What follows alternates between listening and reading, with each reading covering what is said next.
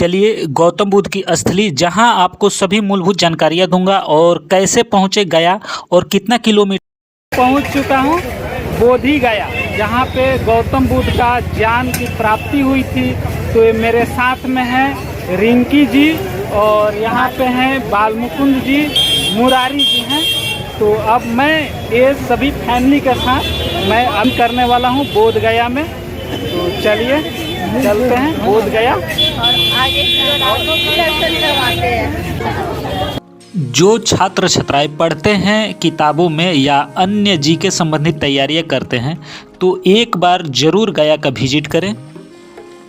यहाँ पर निःशुल्क जूता चप्पल आप जमा कर सकते हैं और ये है बाहर का रास्ता। जब आप गया पहुँचते हैं तो ये आसपास का यहाँ का दृश्य है जहाँ पर गौतम बुद्ध के ज्ञान की प्राप्ति हुई थी।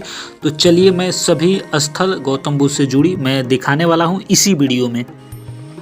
जय श्री महाबोधि विहार मंदिर आप देख सकते हैं, ये है आपको जो मैं दिखा रहा हूँ, जिसकी स्थापना श्रीलंका के अनागरिक धर्मपाल ने 1891 में की थी। इसका निर्माण गेस्ट हाउस के रूप में 1901 में हुआ था। उसी भवन के हॉल में 2006 में भगवान बुद्ध महापरिनिर्वाण के साल समारोह पर किया गया था। बोध गया में अगर आप आने को सोचते हैं तो ट्रेन, बस और फ्लाइट से भी बोध गया पहुंच सकते हैं। सभी प्रकार की सुविधाएं हैं। पटना जंक्शन से 110 किलोमीटर दूर है, गया जंक्शन से 13 किलोमीटर है और पटना एयरपोर्ट से 135 किलोमीटर दूर है। गया एयरपोर्ट से 17 किलोमीटर है। आने के लिए सभी प्रकार की सुविधाएं हैं। किसी भी माध्यम से आप आसानी से आ सकते हैं, जहां बहुत से सनातन धर्म और बौद्ध धर्म से जुड़ी स्थलों का भ्रमण करते हैं।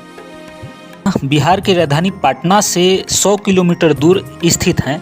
बोध गया गंगा की सहायक नदी फाल्गु नदी के किनारे पश्चिम दिशा में स्थित है। बौद्धों द्वारा बोध गया को दुनिया के सबसे पवित्र शहरों में से एक माना जाता है, जहां भगवान बुद्ध को ज्ञान प्राप्त हुआ था। बोध गया में स्थित महाबोधि मंदिर को वर्ष 2002 में यूनेस्को द्वारा विश्व धरोहर का दर्जा दिया गया था, जहां बौद्ध धर्म के मानने वालों के अलावा अन्य धर्मों के लोग भी ध्यान, मेडिटेशन करने और प्राचीन पर्यटन स्थलों को देखने के लिए आते हैं। प्राचीनतम शहर बोध गया में गौतम बुद्ध को 528 ईस्वी में फाल्गु नदी के तट पर बोधि वृक्ष के नीचे कठिन तपस्या करने के बाद बैसाख के महीने में पूर्णिमा के दिन ज्ञान की प्राप्ति हुई थी। इसलिए बुद्ध के अनुयायी उस स्थान पर आने लगे और ये दिन बुद्ध पूर्णिमा के नाम से जाना जाता है। 13वीं शताब्दी तक भगवान बुद्ध के कारण यह शहर बहुत ही प्रसिद्ध रहा। उस समय आप देख सकते हैं ये प्रतिमा विभिन्न प्रकार की आप देख रहे होंगे। ये पेंटिंग किया गया है जो आप देख रहे हैं। तो यहाँ बहुत सारे होटल हैं और छोटे छोटे दुकान हैं। यहाँ पे सामान भी खरीद सकते हैं। आपकी आवश्यकताएं कि सामान यहाँ मिलता है जो आप खरीद सकते हैं। और ये आप देख सकते हैं होटल भी हैं, बहुत सारे होटल हैं आसपास। आप देख सकते हैं ये होटल, जिसमें जो लोग आते हैं बाहर से इस होटल में ठहरते हैं। और आपको यहाँ पर ई रिक्शा की भी सुविधा है। तो चलिए मैं दूसरा टेंपल मैं दिखाता हूँ जो महात्मा बुद्ध से जुड़ी हुई है और महात्मा बुद्ध का बहुत ही प्रसिद्ध ये टेंपल है। तो मैं चल रहा हूँ वहाँ पे, आपको दिखाऊंगा महात्मा बुद्ध का टेंपल।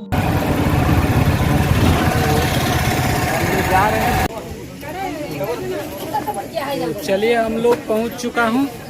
बुद्धा टेंपल 80 फीट का टेंपल है। आप देख सकते हैं ये टेंपल जहाँ पे मैं खड़े हूँ, ये वाला टेंपल है। 80 फीट का टेंपल है और आप लोगों को मैं दिखाता हूँ ये 80 फीट का टेंपल। और मेरे साथ मेरे मदद कर रही है रिंकी सिंह जी। आप ये रिंकी सिंह ही इसका वीडियो बना रही हैं, दिखा रहा हूँ।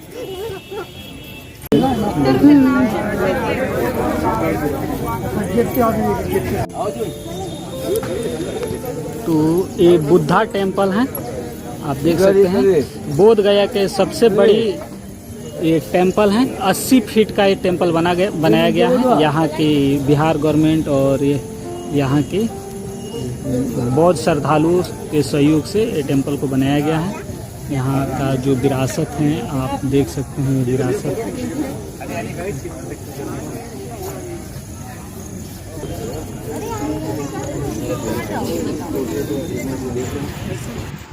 महात्मा बुद्ध के 10 शिष्यों के बीच में स्थित यह विशालकाय प्रतिमा आप देख सकते हैं। बुद्ध प्रतिमा सबको अपनी ओर आकर्षित करता है। तो ये जो प्रतिमा है ये पूरी तरह से उनके शिष्यों के बीच में घिरा हुआ है। तो ये आप देख सकते हैं उनके शिष्य हैं। यह बुद्ध मूर्ति ध्यान मुद्रा में 82 फुट ऊंची खुली हवा में एक कमल पर विराजमान है, जो आप शिष्यों को इनके देख सकते हैं। तो ये जो 82 फुट का ये जो मूर्ति है ये कमल पर विराजमान है। बुद्ध मूर्ति की नींव पत्थर से 1982 में रखा गया था। 18 नवंबर 1989 को 14वें दलाई लामा के देख रेख में संपन्न हुआ, जिसमें 12,000 राजमिस्त्री को 7 साल लगा बनाने में। यह प्रतिमा बलुआ पत्थर लाल ग्रेनाइट के मिश्रण से बना हुआ है। पवित्र स्थान पर विभिन्न देशों के तीर्थयात्री अपने तरीके से पूजा करते हैं, पवित्र उपदेशों को पढ़ते हैं, मुख्य मंदिर के चारों ओर परिक्रमा करते हैं, पवित्र बोधि वृक्ष के नीचे ध्यान चिंतन मेडिटेशन करने बैठते हैं, मोमबत्ती और घी के दीपक भी जलाते हैं। तो बोध गया में एक और मंदिर है जहाँ पे वीडियो लेना मना है, तो वहाँ का मैंने वीडियो नहीं लिया। तो वहाँ पे मोमबत्ती भी जलाते हैं और घी का दीपक भी जलाते हैं। ये समीप में आप देख सकते हैं दुकान, बहुत सारे दुकान हैं जो बौद्ध से जुड़ी हुई आप वस्तुओं को खरीद सकते हैं। यहाँ पे ये मूर्ति हैं बौद्ध भगवान से जुड़ी हुई, और जो भी पूजा में लगता है वो सभी यहाँ पे मिल जाती हैं। तो जो लोग यहाँ पे कुछ खरीदना चाहते हैं तो खरीद सकते हैं।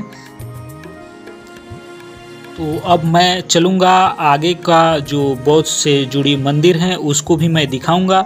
तीसरा मंदिर तो आप देख सकते हैं यहाँ पर श्रद्धालुओं का भीड़ परमानेंट लगा रहता है। आप आएंगे तो यहाँ पे देश विदेश से श्रद्धालु लोग आते हैं और भ्रमण करते हैं, बोध गया को घूमते हैं।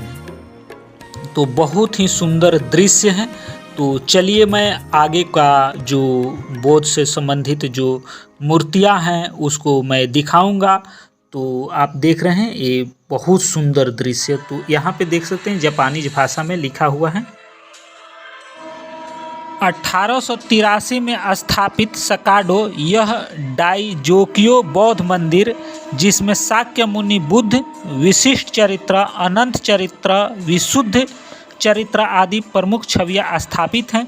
तो आप देख सकते हैं ये बौद्धों के इस अंतर्राष्ट्रीय समूह के सदस्य के रूप में डाइजोकियो ने बोध गया की समृद्धि में योगदान देने और परंपरा और संस्कृति में मतभेदों की बाधाओं को दूर करने के लिए सकाडो की स्थापना की थी। तो जो ये आप देख सकते हैं ये सकाडो,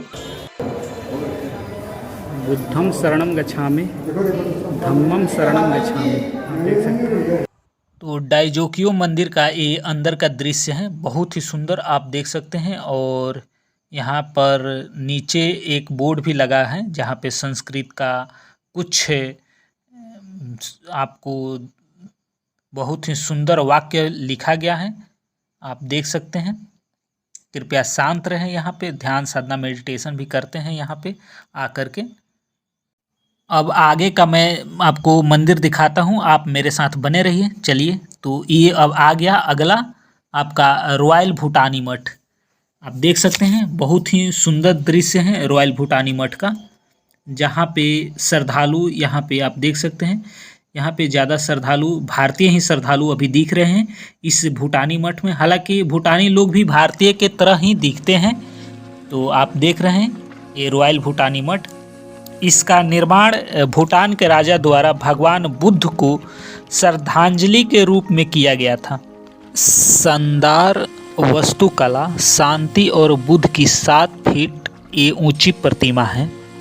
इस मठ में रहने वाले भूटानी भिक्षु शांति प्रार्थनाओं का आयोजन करते हैं और बौद्ध धर्म पर पाठ्यक्रम भी संचालित करते हैं और उसके अनुसार लोगों को मार्गदर्शन करते हैं। गया में बुद्ध की मूर्ति बौद्ध जगत में सर्वाधिक प्रतिष्ठा प्राप्त मूर्ति है। नालंदा और विक्रमशिला के मंदिरों में भी इसी मूर्ति का प्रतिकृति को स्थापित किया गया है। इस शहर में सम्राट अशोक महान ने कई स्मारक का निर्माण कराया था। माना जाता है कि गया में महाबोधि मंदिर में स्थापित बुद्ध की मूर्ति साक्षात उसी अवस्था में है जिस अवस्था में बैठकर उन्होंने तपस्या की थी, और वह मूर्ति स्वयं भगवान बुद्ध द्वारा स्थापित की गई है। मूल बोधि वृक्ष का ही एक भाग है जिसे सम्राट राजा अशोक की बेटी श्रीलंका ले गई थी। महाबोधि मंदिर का निर्माण सम्राट अशोक द्वारा 7वीं शताब्दी में की, जिसमें मूल बोधि वृक्ष को चारों ओर किया गया। बौद्ध से संबंधित घूमने की जगह बोधि वृक्ष है, महाबोधि मंदिर है, थाई मठ है और भी बहुत सारे यहाँ पे हैं। यहाँ पे नगाजनी गुफा है, प्रेतशिला पहाड़ी है, टारगर मठ है, खोवा सेंटर है, बोध गया मल्टीमीडिया संग्रहालय है, ताइवानी मंदिर है, कर्मा मंदिर आदि। आप यहाँ आते हैं तो घूम सकते हैं, भ्रमण कर सकते हैं।